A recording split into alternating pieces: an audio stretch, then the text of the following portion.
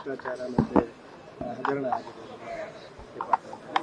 ಹಿಂದಿನ speaker ಆಗಿದ್ದವರು. Okay, ನೀವು ಹೇಳಿದ ವಿಚಾರ ನಾನು ಕೂಡ ಗಮನಿಸಿದ್ದೇನೆ. ಎಲ್ಲ ರೋಗಕ್ಕೆ ಮದ್ದು ಇದೆ, ಅಸೂಯೆಗೊಂದು ಮದ್ದಿಲ್ಲ.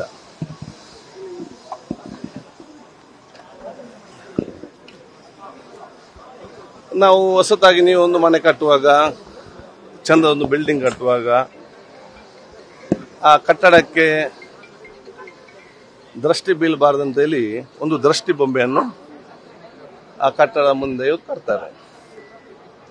ಇದೀಗ ಕರ್ನಾಟಕ ಲೆಜಿಸ್ಲೇಚರ್ ನಮ್ಮ ಕರ್ನಾಟಕ ರಾಜ್ಯದಲ್ಲಿ ಸರ್ವರ ಮೆಚ್ಚುಗೆ ಮಾತ್ರ ಅಲ್ಲ, ನಮ್ಮ ದೇಶದಲ್ಲಿ ಸರ್ವರ ಮೆಚ್ಚುಗೆ ಮಾತ್ರ ಅಲ್ಲ, ಅಂತಾರಾಷ್ಟ್ರೀಯ ಮಟ್ಟದಲ್ಲಿಯೂ ಕೂಡ ಕರ್ನಾಟಕ ಲೆಜಿಸ್ಲೇಚರ್ ಅಂತ ಹೇಳಿದಾಗ ಒಂದು ಅವರಿಗೆ ಪರಿಚಯ ಮತ್ತು ಇವತ್ತೊಂದು ಗೌರವ ಸಿಕ್ಕುವಂತ ವ್ಯವಸ್ಥೆ ಆಗಿದೆ. ಆ ಸಂದರ್ಭದಲ್ಲಿ ಇದಕ್ಕೆಲ್ಲ ಕೂಡ ದೃಷ್ಟಿ ಬೀಳಬಾರ್ದಂತ ಹೇಳಿ ನಮ್ಮೆಲ್ಲ ಮಾಜಿ ಸ್ಪೀಕರ್ ಅವರು ಎಲ್ಲ ಆರೋಪಗಳು ನಮ್ಮ ಲೆಜಿಸ್ಲೇಚರ್ಗೆ ಒಂದು ದೃಷ್ಟಿ ಬೊಂಬೆ ಒಂದು ಆರೋಪ ಅಂತ ಹೇಳಲಿಕ್ಕೆ ನಾನು ಇವತ್ತು ಬಯಸ್ತೇನೆ.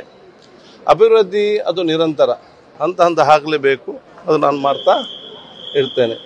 ಯಾರಿಗಾದರೂ ಅದರ ಬಗ್ಗೆ ಏನಾದರೂ ವಿಚಾರಗಳು ಸಂಶಯಗಳಿದ್ದರೆ ನಾಳೆ ಬೆಳಿಗ್ಗೆ ನಾನು ನನ್ನ ಆಫೀಸ್ ಕಚೇರಿ ಇದ್ದೇನೆ. ಅವರೆಲ್ಲರೂ ದಯವಿಟ್ಟು ಅವರು ನನ್ನ ಕಚೇರಿಗೆ ಬಂದು ರೈಟಿಂಗಲ್ಲಿ ಏನಿದೆ ಅವರಿಗೆ ಹೇಳಿಕೊಟ್ಟು ಅವರ ಸಂಶಯ ಏನಿದೆಯಾ ನಾವೆಲ್ಲ ಅದನ್ನು ಸಕಾರಾತ್ಮಕವಾದ ಚರ್ಚೆ ಮಾಡಲಿಕ್ಕೆ ನಾನು ಕೂಡ ಅವ್ರ ಜೊತೆ ಇದ್ದೇನೆ. ನನ್ನ ಆಲೋಚನೆ ಕೂಡ ಗೌರವ ಬರಬೇಕು, ಅವ್ರ ಆಲೋಚನೆ ಕೂಡ ಅದೇ ಇರಬಹುದು. ಅವರೆಲ್ಲ ಜವಾಬ್ದಾರಿ ಸ್ಥಾನದಲ್ಲಿದ್ದವರು, ಅನುಭವದಲ್ಲಿ ಇರುವವರೇ. ಆದ ಕಾರಣ ನಾನು ಏನೆಲ್ಲ ಅವರು ನಮಗೆ ರೈಟಿಂಗಲ್ಲಿ ಕೊಡ್ತಾರೆ ಅದೆಲ್ಲ ನಾನು ವಿಚಾರ ಮಾಡಿ ನಮ್ಮ ಈಗಿರುವಂಥ ಆ ಗೌರವ ಏನಿದೆ ಲೆಜಿಸ್ಲೇಚರ್ಗೆ ಇನ್ನಷ್ಟು ಜಾಸ್ತಿ ಮಾಡ್ತೀನಿ ಪ್ರಯತ್ನ ಮಾಡ್ತೀನಿ. ರೈಟಿಂಗ್ ಎಲ್ಲೇ ಕೂತ್ಕೊಂಡು ಮಾತಾಡೋದಕ್ಕೆ ನಾನಿಲ್ಲ. ಅವರು ರಾಜಕೀಯ ವ್ಯಕ್ತಿಗಳು, ಶಾಸಕರಿದ್ದಾರೆ, ಸಂಸದರಿದ್ದಾರೆ, ಇನ್ನೊಬ್ಬರಿದ್ದಾರೆ. ಅವರು ಎಲ್ಲೇ ಕೂತ್ಕೊಂಡು ಮಾತಾಡ್ತು ಅಂತ ಹೇಳಿಕೊಂಡು ನಾನೊಂದು ಸಂವಿಧಾನ ಸ್ಥಾನದಲ್ಲಿದ್ದುಕೊಂಡು ನಾನು ಅವರಾಗಿ ನನಗೆ ಮಾತಾಡ್ಲಿಕ್ಕೆ ಆಗ್ತದ? ಅವರೊಂದು ನಾನು ಹೇಳಿದನಲ್ಲ, ನಾಳೆ ಬೆಳಿಗ್ಗೆ ನಾನು ಅವರಿಗೆ ಇವತ್ತು ಬಂದರೂ ಕೂಡ ನನ್ನ ಕ್ಷೇತ್ರದ ಕಾರ್ಯಕರ್ತರನ್ನು ಭೇಟಿ ಮಾಡಿ ಫಸ್ಟಿಗೆ ನಾಳೆ ಬೆಳಿಗ್ಗೆ ನಾನು ಮತ್ತೆ ಇವರಿಗೆ ಬೇಕಾಗಿ ನಾನು ನನ್ನ ಕಚೇರಿಗೆ ಬೆಳಿಗ್ಗೆ ನಾನು ಹೋಗ್ತೇನೆ. ಬಾಯಲ್ಲಿ ಹೇಳಿದ್ರೆ ನಾನು ಏನ್ ಮಾಡ್ಲಿ? ಈಗ ಒಂದಂತ ಹೇಳಿದ್ರೆ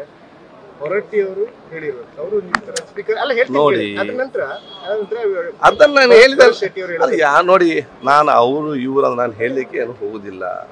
ನಾನು ಇಷ್ಟೇ ಹೇಳ್ತೇನಲ್ಲ, ಅವ್ರು ಹೇಳಿದ ವಿಚಾರಗಳು ಇವತ್ತು ನಾವು ಅದನ್ನು ಏನಿದೆಯಾ ಅದನ್ನು ರೈಟಿಂಗಲ್ಲಿ ನನಗೆ ಕೊಟ್ಟರೆ ಅದನ್ನು ನಾನು ಅದರಲ್ಲಿ ಏನಿದೆ ಅದನ್ನು ಪ್ರಶ್ನಿಸ್ತೇನೆ.